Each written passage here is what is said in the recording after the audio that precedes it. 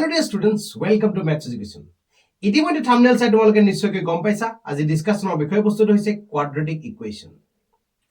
HSLC 2026 ৰ বাবে quadratic equation অৰ্থাৎ দ্বিঘাত সমীকৰণৰ পৰা আহিব পৰা খুবেই এটা ইম্পৰ্টেন্ট কোৱেশ্যন আজিৰ এই ভিডিঅ'টিৰ জৰিয়তে আমি আলোচনা কৰিম আৰু গোটেই ভিডিঅ'টো খুব সুন্দৰকৈ চোৱা তোমালোকৰ এই কোৱেশ্যনটো আহিলে পৰীক্ষাত নোৱাৰা কোনো কাৰণ নাথাকে। কোৱেশ্যনটো ইতিমধ্যে স্ক্ৰীনত তোমালোকে নিশ্চয়কৈ ধৰিব পাৰিছা বুকৰে এটা কোৱেশ্যন যথেষ্ট ইম্পৰ্টেন্ট এই কোৱেশ্যনটো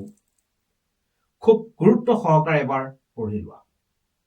আমাক কোৱেশ্যনটোত কোৱা হৈছে এখন ৰেলগাড়ীয়ে অতিক্ৰম কৰিব লগা দূৰত্ব 360 কিলোমিটাৰ। মুঠ দূৰত্বটো আমাক দি দিয়া হৈছে। শোষণ দুটিত গৈ থকা ৰেলগাড়ীখনৰ ক্ষেত্ৰত যদিহে ৰেলগাড়ীখনৰ দুটি প্ৰতি ঘণ্টাত 5 কিলোমিটাৰকৈ বেছি কৰা হয় অৰ্থাৎ দ্ৰুতি বঢ়াই দিয়া হ'ল, গাড়ীৰ স্পীড বাঢ়ি গ'ল। আমি জানো এখন ৰেলগাড়ীয়ে যদি তাৰ স্পীডটো বঢ়াবলগীয়া হয় তেতিয়াহ'লে সেই নিৰ্দিষ্ট 360 কিলোমিটাৰ যাবলৈ এইবাৰ কিন্তু সময় কম লাগিব। প্ৰথম অৱস্থাত 360 কিলোমিটাৰ যাবলৈ তাক যিমান সময় লাগিছিলে স্পীড বঢ়াই দিয়াৰ লগে লগে সময় কম লাগিব, একেদৰে স্পীড কমাই দিলে সময় বেছি লাগিব। এতিয়া কৈছে যেহেতু ঘণ্টাই প্ৰতি 5 কিলোমিটাৰ বঢ়াই দিয়া হ'ল স্পীড, গতিকে এইবাৰ ৰেলগাড়ীখনক সেই একেখিনি দূৰত্ব অতিক্ৰম কৰিবলৈ পূৰ্বতকৈ 1 ঘণ্টা কম সময় লাগিলে অৰ্থাৎ 1 আৱাৰ কমিহে গ'ল। এতিয়া কোৱেশ্যনটোত কোৱা হৈছে যে ৰেলখনৰ দ্ৰুতি কিমান আছিল। এই কোৱেশ্যনটো সলভ কৰিবৰ ক্ষেত্ৰত যেহেতু আমাক কোৱেশ্যনটোত আননোন কোৱান্টিটি হিচাপে নজনা ৰাশি হিচাপে আমি দেখিছো দ্ৰুতিৰ কথা কোৱা হৈছে, ফাৰ্ষ্ট কথাটো হৈছে দ্ৰুতিটো আমি বিবেচনা কৰি লওঁ। গতিকে তোমালোকে ফাৰ্ষ্ট লিখিবা ধৰা হ'ল ধৰো ৰেলগাড়ীখনৰ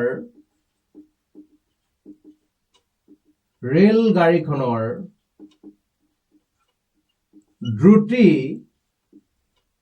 x কিলোমিটাৰ পাৰ আৱাৰ। ৰেলগাড়ীখনৰ দ্ৰুতি আমি ধৰি ললো x কিলোমিটাৰ পাৰ আৱাৰ। দিয়া আছে অতিক্ৰম কৰিব লগা সময়,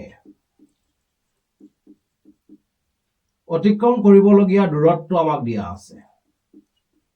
অতিক্ৰম কৰিবলগীয়া দূৰত্ব ইকুৱেল টু আমাক কৈছে 360 কিলোমিটাৰ। এই দূৰত্বটো অতিক্ৰম কৰিব লাগে। কোৱেশ্যনটোৰ ক্ষেত্ৰত যেহেতু সময়ৰ এটা তুলনা কৰা হৈছে পূৰ্বতে লগা সময় আৰু এতিয়া স্পীড বঢ়াই দিয়াৰ পিছত লগা সময় 1 ঘণ্টা পাৰ্থক্য আছে। গতিকে প্ৰশ্নমতে তুলনা কৰিছে কাক? প্ৰশ্নমতে তুলনা কৰা হৈছে সময়ৰ। প্ৰথম অৱস্থাত সময় কিমান লাগিছে? দূৰত্বও জানো, দ্ৰুতিও জানো। দূৰত্ব, দ্ৰুতি আৰু সময়ৰ এটা সম্পৰ্ক আছে, সম্পৰ্কটো হৈছে দূৰত্ব ডিভাইডেড বাই সময় ইকুৱেল টু দ্ৰুতি। সেই দৃষ্টিভংগীৰে যদি চাওঁ আমি কৈছো যে v ইকুৱেল টু ফৰ্মুলাটো আমাৰ বাবে আছিলে v equal to s by t। তেতিয়াহ'লে এই ফৰ্মুলাটো যিহেতু আমি সময়ৰ কথা কৈ আছো গতিকে t ইকুৱেল টু হ'ব s ডিভাইডেড বাই v। অৰ্থাৎ কোনোবা এখন ৰেলগাড়ীৰ ক্ষেত্ৰত যেহেতু আমি জানো দূৰত্ব জানো, দ্ৰুতিও জানো, তেতিয়াহ'লে সেই দূৰত্ব অতিক্ৰম কৰিবলৈ কিমান সময় লাগিব এই ফৰ্মুলাৰ জৰিয়তে আমি উলিয়াব পাৰো। গতিকে মই লিখিছো যে 360 কিলোমিটাৰ যাবলৈ সময় লাগিব 300 ডিভাইডেড বাই x অৰ্থাৎ দূৰত্ব ডিভাইডেড বাই দ্ৰুতি। ফৰ্মুলাটো আমি ব্যৱহাৰ কৰিলো। এয়া প্ৰথম অৱস্থাত ৰেলগাড়ীখনে যেতিয়া গৈ আছিলে তেতিয়া ৰেলগাড়ীখনক এই দূৰত্ব অতিক্ৰম কৰিবলৈ লগা সময় আছিলে 360 ডিভাইডেড বাই x। এতিয়া ৰেলগাড়ীখনৰ দ্ৰুতি কিন্তু বৃদ্ধি কৰিলে অৰ্থাৎ 360 কিলোমিটাৰে যাব এবাৰ কিন্তু এবাৰ দ্ৰুতিৰ পৰিমাণটো প্ৰত্যেক ঘণ্টাত 5 কিলোমিটাৰকৈ বঢ়াই দিয়া হ'ল অৰ্থাৎ নতুন দ্ৰুতি বনিলে x + 5 আগতে লগা সময় আৰু এতিয়া লগা সময় আমাক কোৱেশ্যনত কৈছে দুয়োটাৰ পাৰ্থক্য 1 hour আগতে লগা সময় আৰু এতিয়া লগা সময়ৰ পাৰ্থক্য 1 ঘণ্টা গতিকে এতিয়া আমি কোৱেশ্যনটো সলভ কৰিব পাৰো এতিয়া আমি লিখিব পৰা হলো এনে ধৰণে যেতিয়া চলক জড়িত থকা দুটা ভগ্নাংশৰ বা ভগ্নাংশ ৰূপীয় কোনো প্ৰশ্নৰ ক্ষেত্ৰত LCM ৰ কথা আমি জানো ভগ্নাংশ ক্যালকুলেশনৰ ক্ষেত্ৰত LCM উলিয়াব লাগে যদি এনে ধৰে তোমালোকে ভেৰিয়েবল কোয়ান্টিটি বা চলক কোয়ান্টিটি দেখা পোৱা নৰমালি সিহঁতৰ প্ৰডাক্ট কৰি দিবা দুয়োটাকে প্ৰডাক্ট কৰি দিলো x * x + 5 আমাৰ বাবে হৈছে LCM এতিয়া ওপৰত কি হল আগৰ জেনেৰে ক্যালকুলেশন শিকিছিলা একেই টেকনিক ইউজ কৰিবা 360 * x + 5 minus 360 into x equal to 1 এতিয়া যদি আমি এনেকৈ ইহতক প্ৰডাক্ট কৰিবলৈ চেষ্টা কৰো তেতিয়া হলে হ'ব 360 x plus ইহতক যদি পূৰণ কৰো 3 6 5 30 এতিয়া 0 এটা দিলো 3 হৈ গল 5 3 15 15 plus 3 18 লগৰ এটা 0 minus 360 x equal to এই কোয়ান্টিটি খিনি এফালে ডিভাইড আছিলে 1 ৰ লগত প্ৰডাক্ট কৰিলে গৈ হ'ব x² plus 5x finally 360x 360x cancel কৰিলো কৰাৰ পিছত এতিয়া আমি এটা ইকুৱেচন পাইছো x² plus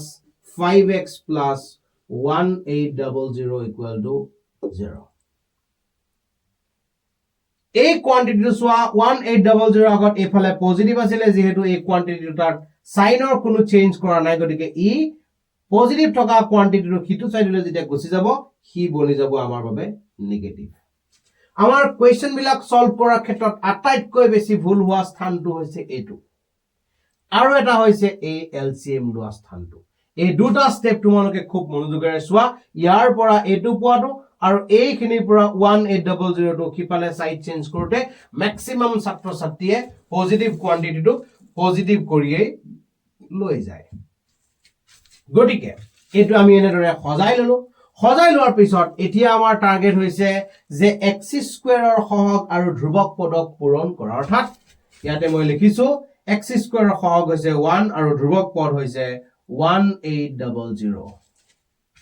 x² সহগ 1 আৰু ধ্ৰুৱক পদ হৈছে 1800 প্লাস ইনটু মাইনাস কৰি আমি আনসাৰটো পাই আছো মাইনাস অৰ্থাৎ পূৰণ ফলটো মাইনাস উলোৱাৰ অৰ্থটো হৈছে এনেকুৱা দুটা উৎপাদকত আমি এৰেঞ্জ কৰিব লাগিব যি দুটা উৎপাদক এটাৰ পৰা আনটো মাইনাস কৰিলে আমি 5 পাম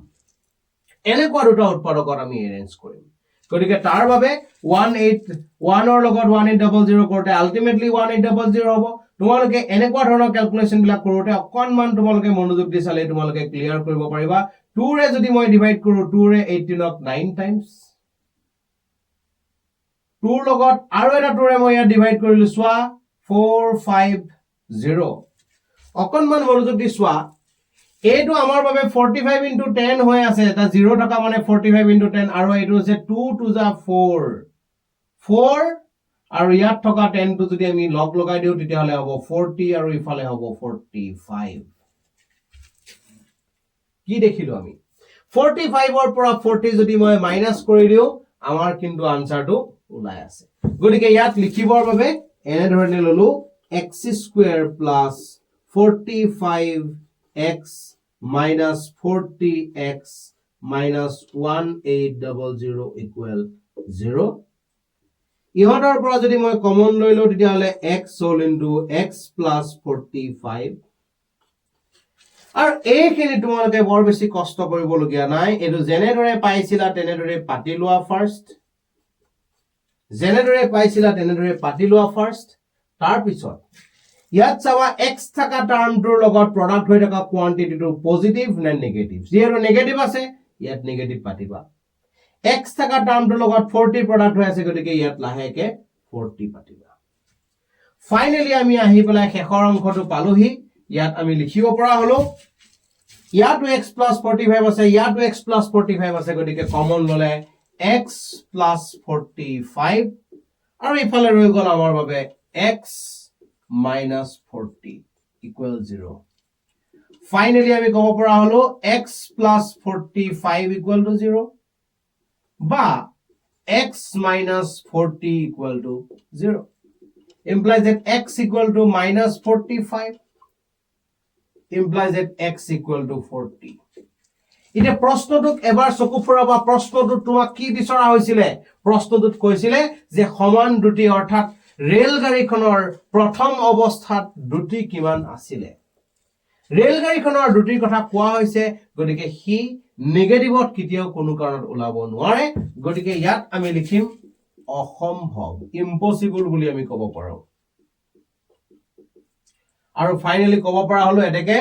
ৰেলগাড়ীখনৰ